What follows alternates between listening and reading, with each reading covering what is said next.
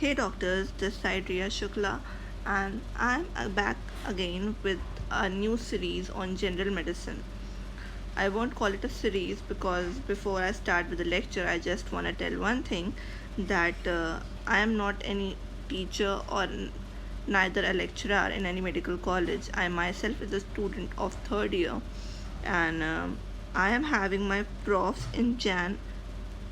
Therefore, I am completing my course, but just recording these lectures for you all because I think the way I make notes, these are going to be beneficial for you all as well. So just stud. That's why my channel name is Study with Me. I am studying and I'll make you guys study along with me. There is nothing like a teacher and a student bond. I am myself as a student, I am learning by myself and I'll make you learn accordingly.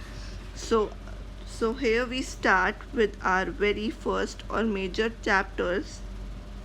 What I am targeting is my target is to get basically in 2.5 months to complete the course. I want कि दिसंबर and तक मेरा पूरा course हो जाए general medicine का. Source वही है AKT, most important source होता है. इस पर रिलाई करेंगे हम लोग और एक ही बुक फॉलो करेंगे. और ये हमारे कुछ मेजर चैप्टर्स की लिस्ट है जो हमें 2.5 महीने में कंप्लीट करने हैं. GIT, hepatobiliary, haematological, cardiovascular, respiratory, renal, infections, endocrine, medical emergency, anaphylaxis, nervous and pre-operative evaluations, right? But before we start with that, सबसे पहली चीज़ हम ये बताना चाहते हैं कि हम लोग बिल्कुल बेसिक से पढ़ेंगे, बेसिक से हायर लेवल तक जाएंगे जितना ज़्यादा जा सकते हैं, जितना हमें चाहिए, राइट? बेसिक से पढ़ने का मेरा मतलब है we'll start with abbreviations. Abbreviation is the most basic thing a doctor, a physician should know. You're a future doctors and starting from the abbreviation, the most common abbreviation used by a physician is BD, that is medicine should be taken twice a day. IM, intramuscular, IV, intravenous, OD, that is daily or once a day. QID is 4 times a day. What is Q4D? Q4D मतलब वही same medicine को हर 4 घंटे में खाना है. That means it is been taken Q4D, right? What is SC? SC मतलब subcutaneously दिया जाएगा उसे. SL, sublingually. सबलिंगुअली वो ड्रग्स दिए जाते हैं जो लिपोफिलिक होते हैं. लिपोफिलिक मतलब lipid loving, right? STAT, that means the drug should be given immediately. TID, that is 3 times a day. Okay, so this was all about the abbreviation which we have to learn it by heart. These abbreviations should be on your tips, right? Okay, moving forward.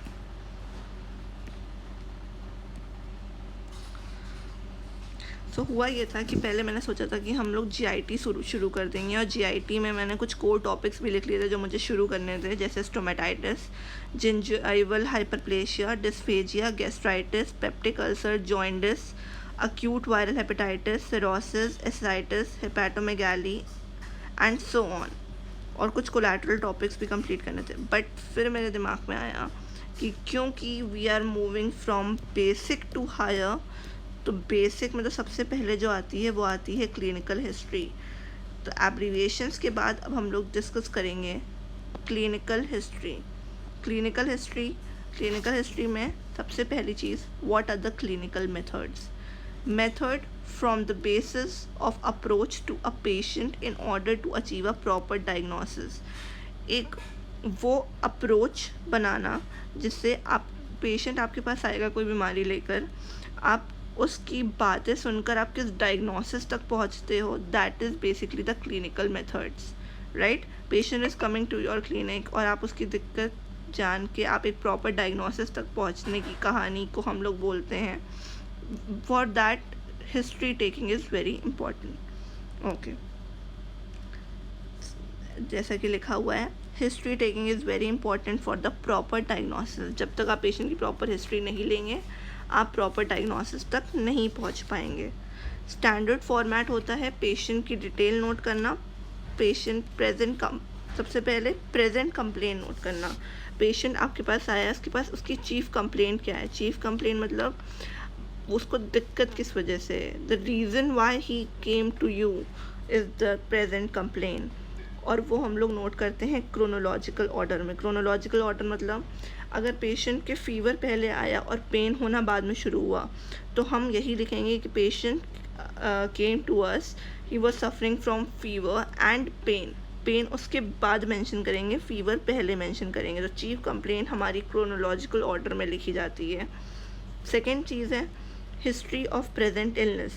History of present illness is like patient अपनी ही symptoms को एक proper तरीके से narrate करेगा और अपनी ही दिक्कतों को एक डिटेल वे में बताएगा। डिटेल वे क्या होगा? For example, let's take an example of a pain. अगर उसको पेन हो रहा है तो वो पेन कौन सी साइड पे हो रहा है, वो उसकी सीवियरिटी क्या है, उसका कैरेक्टर क्या है, उसका ड्यूरेशन क्या है, और उसके रिलीविंग और एग्रीवेटिंग फैक्टर्स क्या क्या हैं। अब फॉर एग्जांपल साइड क्या है, मुझे टंग में पेन हो रहा है, मुझे लोअर मैंडिबल में पेन हो रहा है, मुझे हाथ में पेन हो रहा है, तो भाई साइट मेंशन करना बहुत इम्पोर्टेंट है। पेन का कैरेक्टर होता है। कैरेक्टर मतलब there are certain kinds of pain. Burning sensation वाले पेन होते हैं, स्टैबिंग पेन होता है, जैसे कोई चाकू भोंकता है, जब वो दर्द होता है तो उसको बोलते हैं stabbing pain. Then there is a prickling pain. Dull एक, डल मतलब एक बहुत स्टिंगिंग पेन नहीं हो रहा है, दर्द है, हल्का हल्का दर्द है, दैट इज़ अ डल एक अलग टाइप का पेन है, that is colicky pain. Colicky pain is like pain which has two modes, waxing and waning. एक साइड से वो बढ़ता है और फिर वो कम होता है, बढ़ता है कम होता है। जैसे मुंह में वैक्सिंग वेनिंग होती है ना, सिमिलरली वो पेन भी वैक्सिंग वेनिंग होती है उसमें। तो that is colicky pain. Okay, time duration, भाई वो कितने लंबे समय तक है, मतलब कब शुरू होता है, कब ख़त्म होता है, उसका भी हम लोग को हिस्ट्री में मेंशन करना है। रिलीविंग फैक्टर्स या एग्रीवेटिंग फैक्टर्स क्या क्या होते हैं? तो कार्डियक पेन अकर, जैसे होता है, जैसे cardiac pain occur on exertion and relieved by rest and nitrates. We all know कि कार्डियक पेन हमें एक्सर्शन से हो जाता है, और रेस्ट करेंगे और नाइट्रेट्स लेंगे तो वो प्रॉपर भी सही भी हो जाएगा। Similarly we have duodenal ulcer pain, जो हम लोग कुछ खाएंगे तो वो रिलीव हो जाएगा। तो क्यों होता है ड्यूडेनल अल्सर पेन? क्योंकि हमारे स्टमक में HCl प्रोडक्शन बहुत बढ़ जाता है, जिसकी वजह से वॉल डैमेज होने लगती है, जिसकी वजह से हमें पेन होता है। और जब अगर हम लोग कुछ खा लेंगे तो HCl उस खाने को पचाने में यूटिलाइज होने लगेगा और हमें पेन नहीं होगा, तो बेसिकली वो पेन रिलीव हो जाएगा। तीसरा, musculoskeletal pain, that is relieved by change of posture, right. Then anginal pain. Anginal pain heart attacks में बेसिकली हम लोग क्या देते हैं? सबलिंगुअल नाइट्रेट देते हैं। सबलिंगुअली क्यों देते हैं? सबलिंगुअली इसलिए देते हैं क्योंकि जो सबलिंगुअल नाइट्रेट्स होती हैं वो बहुत जल्दी डिज़ोल्व हो जाती हैं इनसाइड द ओरल एपिथेलियम। तो जितना जल्दी वो डिज़ोल्व होंगी उतना जल्दी वो एक्शन करेंगी। So these were all the you can say these are all the factors of what history of present illness। ये सब आया पॉइंट नंबर 2 में कि पेशेंट ने कैसे नरेट करे अपने सिम्टम्स डिटेल में। अब हिस्ट्री ऑफ पास्ट इलनेस लेना भी ज़रूरी है। क्यों हिस्ट्री ऑफ पास्ट इलनेस लेना इसलिए ज़रूरी है क्योंकि कुछ पेशेंट आते हैं जैसे जो लिवर सेरोसिस, जैसे फॉर एग्जांपल दिक्कत लेकर आए लिवर सेरोसिस की, पर वो पेशेंट आपको पास्ट हिस्ट्री देंगे जॉन्डिस की और या फिर ब्लड ट्रांसफ्यूजन की। अगर आपको वो ये हिस्ट्री दे रहे हैं तब आप समझ जाएंगे कि यही कॉज है इनके लिवर सिरोसिस का, राइट। अब ट्रीटमेंट हिस्ट्री क्या होती है? ट्रीटमेंट हिस्ट्री इसलिए ज़रूरी है क्योंकि हमें पता होना चाहिए कि हमारे पेशेंट ने हमारे पास आने से पहले किस डॉक्टर के पास से कौन सा ड्रग लिया है, कौन से ड्रग्स पे है वो पेशेंट। फॉर एग्ज़ाम्पल, अगर पेशेंट NSAID या स्टेरॉइड्स पे था और उसे अब स्टमक में दर्द हो रहा है या गैस्ट्रिक इरोजन्स हो रहे हैं, तो हम समझ जाएंगे कि ये हाँ ये NSAID और स्टेरॉइड का ही एक साइड इफ़ेक्ट है। बेसिकली अगर उसमें गैस्ट्रिक इरोजन्स या हेमेप्टिसिस दिखेगा तो मैं पेशेंट से पूछूंगी कि हाँ are you one on steroids और NSAIDs आप ले रहते हैं, तो दे वर लाइक हाँ, तो हम समझ जाएंगे कि NSAIDs की वजह से ही उसके गैस्ट्रिक इरोजन या हेमेप्टिसिस हो रहा है। ठीक है, उसके बाद फॉर एग्ज़ाम्पल अगर पेशेंट में क्रोनिक इलनेस है like tuberculosis, diabetes mellitus, hypertension, stroke, epilepsy, coronary artery disease, ऐसी कोई हिस्ट्री देता है पेशेंट, तो भी हमें पास्ट इलनेस की हिस्ट्री लेना ज़रूरी है, राइट। अब ट्रीटमेंट हिस्ट्री से पहले पर्सनल हिस्ट्री लेना। पर्सनल हिस्ट्री मतलब उसकी डाइट क्या है, वेदर ही इज़ वेजिटेरियन और he is non vegetarian, because we all know कि जो विटामिन B12 है वो वेगन्स में बहुत कम होता है। All the vegans are most of the time they are having a deficiency of vitamin B12। So personal history लेना भी बहुत इम्पॉर्टेंट है। अब एक एग्जांपल देती हूँ, जैसे consumption of kesari dal can lead to lathyrism, right. एक दाल होती है कि सारी दाल का अगर आप कंज्यूम करते हो तो आपको लेथारिज्म हो सकता है। अगर आपकी हॉबीज़ हैं कि आप पेट रखते हो या फिर एक्सपोजर टू बर्ड्स हैं तो आपको हाइपर सेंसिटिविटी न्यूमोनाइटिस हो सकता है। अगर आपकी सेडेंट्री लाइफस्टाइल है तो आपको ओबेसिटी या मेटाबॉलिक डिसऑर्डर्स हो सकते हैं। अगर आपको सिलिकोसिस हो सकता है, अगर आप किसी ऑक्यूपेशनल डिसऑर्डर है सिलिकोसिस, किसी इंडस्ट्री या किसी फैक्ट्री में काम करते हो, तो बेसिकली ये that is the main reason we take personal history, right. अब फैमिली हिस्ट्री क्यों लेते हैं? फैमिली हिस्ट्री लेना इसलिए ज़रूरी है क्योंकि हमें पता चलती हैं जेनेटिक चीज़ें। जब हम लोग फैमिली हिस्ट्री लेते हैं तो हमें पता चलता है कि ओ इनके पेरेंट्स को हाइपरटेंशन था, ओ डायबिटीज़ मेलाइटिस था, तो ये चीज़ें इनके अंदर आ सकती हैं। तो ये सब इस वजह से हमें लेनी पड़ती है family history. Okay, female history, अगर हम लोग फीमेल होती है हमारा पेशेंट कोई, तो हम उनसे मेंस्ट्रुअल हिस्ट्री ज़रूर पूछते हैं। रीज़न ये है हमारी मेंस्ट्रुअल हिस्ट्री पूछने का कि आपका पीरियड ऑफ मेनॉर्क क्या है, डिसमेनोरिया क्या है, पीरियड ऑफ मेनार क्या है, डिसमेनोरिया क्या है, ऑब्स्ट्रिक हिस्ट्री क्या है, number of pregnancies, abortion, stillbirth, children alive, कितने जिंदा बच गए, कितने मर गए, many drugs are avoided during pregnancy. क्योंकि प्रेगनेंसी हिस्ट्री लेना इसलिए इंपॉर्टेंट है क्योंकि हमें देखना है कि हम इनको ड्रग कौन सी दे सकते हैं। ये बहुत सारी ड्रग्स ऐसी होती हैं जो प्रेगनेंसी के टाइम पे अवॉइड कर दी जाती हैं। और एक और इम्पॉर्टेंट चीज़ है कि अगर पेशेंट माइग्रेन या फिर एमेनोरिया या मेनोरेजिया का हिस्ट्री देता है कि उसके फॉर एग्जांपल पेशेंट के बहुत माइग्रेन हो रहा है and she has a disturbed menstrual cycle, that means the menstrual cycle can be the reason for that migraine, because migraine can be triggered due to menstruation and pregnancy. Amenorrhea means absence of periods. This is also a main cause कि periods absence हो गए या फिर बहुत ज़्यादा periods हो गए, that is bleeding during pregnancy, that is menorrhagia. तो ये सारे reasons हैं, हमें history लेना बहुत important है। तो this was all about the history points. जो हमें दूसरी चीज़ पढ़नी है वो है scheme of a general physician examination. हम लोग हिस्ट्री से तो पूछेंगे, हम लोग उससे कुछ एग्जामिन भी करेंगे, that is by the physical examination. But we okay चलो इसी लेक्चर में ले लेते हैं फिज़िकल एग्जामिनेशन भी। तो फिज़िकल एग्जामिनेशन के अंडर अगर देखा जाए तो मेंटल एंड इमोशनल स्टेटस, सबसे पहली चीज़ अगर हम कोई देखते हैं तो वो देखते हैं मेंटल और इमोशनल स्टेटस कितना है।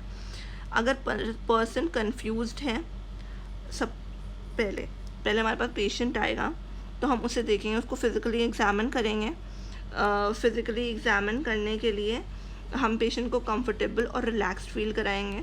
उसके बाद हम अपने इंस्ट्रूमेंट्स निकालेंगे जो हमें उसके एग्ज़ामिनेशन के लिए रिक्वायर्ड होंगे, for example stethoscope, thermometer, tuning fork, cotton wool और patellar hammer for examination, right.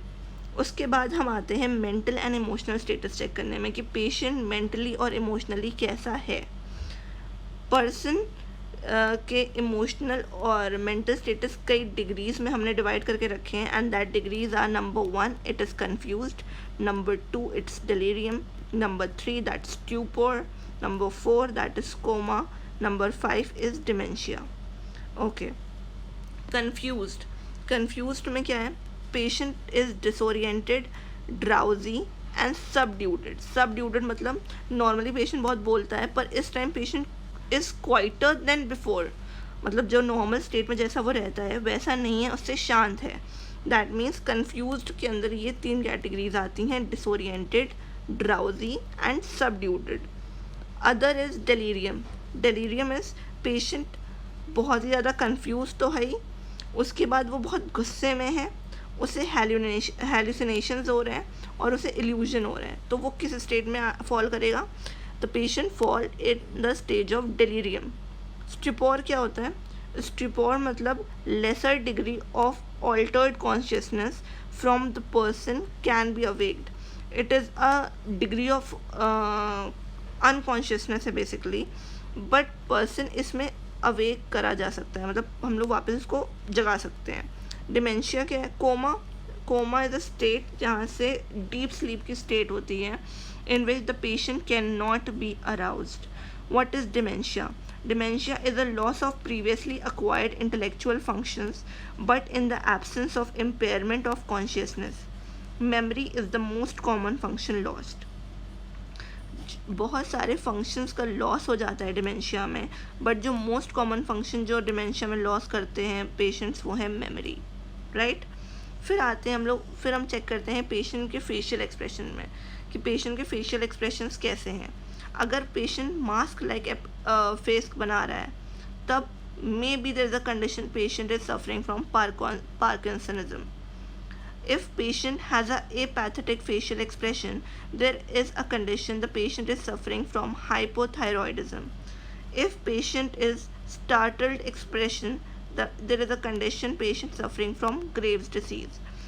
Patient is having anxiety or mania, और उसमें उसका लुक कैसा होगा? एजिटेटेड लुक होगा, राइट.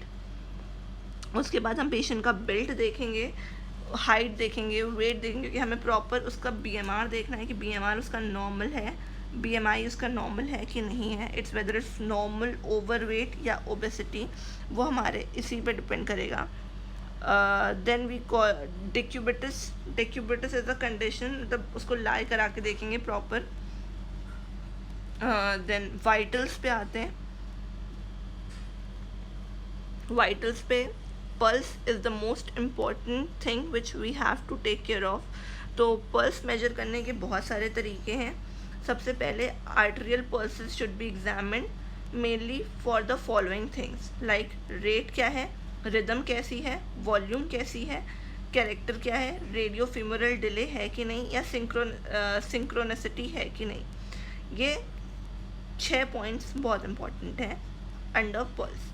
तो पल्स हम लोग बहुत सारी आर्टरी से या बहुत सारी पल्स हम लोग बहुत सारे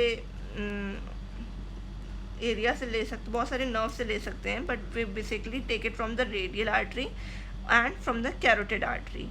तो carotid pulses should be palpated accordingly. Other peripheral arteries are like brachial, popliteal, posterior tibial and dorsalis pedis can be palpated, right. After that we come the blood pressure, temperature, respiration. ये सब important चीज़ें हम लोग देखेंगे. उसके बाद आता है आइज़ में क्या देखेंगे? आइज़ में एक्सोफिथैलमस, पिटोसिस, आई मूवमेंट, ये इंपॉर्टेंट चीज़ है जो हम लोग देखेंगे पेशेंट में.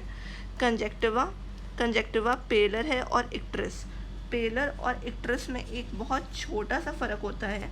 The presence of a pallor depends upon the thickness and quality of the skin, that is amount of a blood in the capillaries and quality of blood in the capillaries.